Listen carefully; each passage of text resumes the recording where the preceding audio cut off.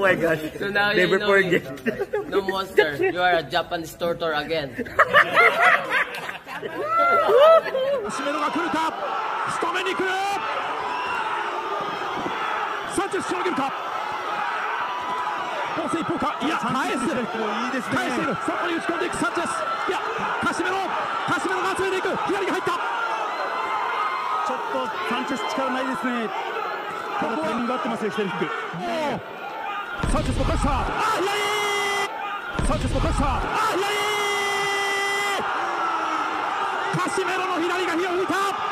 Hello guys, welcome back to our channel Winsworld TV. So Saul Sanchez ay hindi na nga rito lumabas sa Japan media, pagkatapos ng laban niya kontra sa former 3 World Division Champion Cuadro Alas Angas ng Pinas John Riel Casimero, kung saan ay brutal itong na-knockout sa mga kamay ni John Riel Casimero sa round 1 ng kanilang laban, at tila nagtatago na nga ito sa social media itong si Saul Sanchez, dahil sa pinsalang natamo niya sa mga kamay ni John Riel Casimero. Ayon sa ating napag-alaman ay nagpapagaling daw itong si Saul Sanchez sa hospital dahil nakaramdam daw ito ng pagkahilo at pagsusuka, isang indikasyon na maaring naalag ng sobra ang kanyang utak, dahil sa sobrang lakas ng impact na natamo niya kay former 3 World Division Champion Cuadro Alas Angas ng Pinas John Riel Casimero. Sanchez mo kasa! Sanchez mo kasa! Casimero の左が火を吹いた。返されるんですけども、いきなりか、火をついた。しかし右を入れた。手をついた。Damako naman tayo sa iba pang mga balita.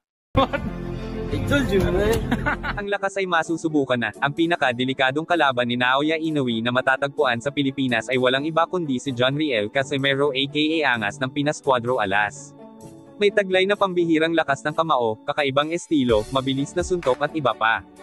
Si John Riel Casimero ang tanging inaasahan na tatalo sa tinaguriang halimaw ng Japan, na si Naoya Inoue aka The Monster. Ang labanan ni John Riel Casimero versus Naoya Inoue ay mangyayari pa nga ba? Ang pambato ng Japan at halimaw pagdating sa pakikipaglaban na si Naoya Inoue, ay may taglay ding lakas at hindi lang basta lakas, isang pambihirang lakas na tingin ng lahat ay mas malakas pa sa tinaguriang Pacman, na si Manny Pacquiao. Dahil ilang Pinoy na ang tinalo nito pagdating sa palakasan ng kamao, isa na rito si Nonito Donaire na kanyang pinatumba dahilan sa pagkatalo nito, si Naoya Inoue din ang hinirang na best offensive fighter dahil kitang-kita naman sa kanyang mga laban kung bakit siya ang hinirang na best offensive fighter. Si John Riel Casimero ay todo ensayo may laban man o wala dahil gusto niya patunayan na isa rin siya sa pinakamalakas pagdating sa bantamweight, na kahit si Naoya Inoue ay kaya niya patoban at talunin, si John Riel Casimero ay kabilang din sa pinakamahusay at pinakadelikadong boksingero. Gustong-gusto na makaharap ni Casimero itong si Inoue pero mailap parent sa kanya ang The Monster at halatang naduduwag at parang hindi naman interesado si Inoue makipaglaban kay Casimero. Nakilala lalo si Casimero sa laban niya kontra Titi nang patumbahin niya at talunin ito.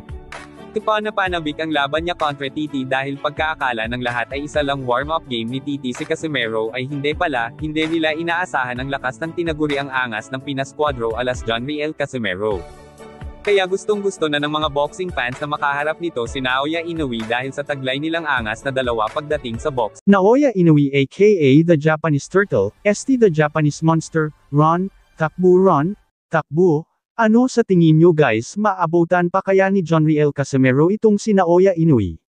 Dahil panay takbo itong si Naoya Inoue at hindi nagpapahuli, sa tingin ko kapag itong si Naoya Inoue ay mahuli ni John Riel Casimero ay tiyak hindi lang mukha ang may latay nito, just kidding.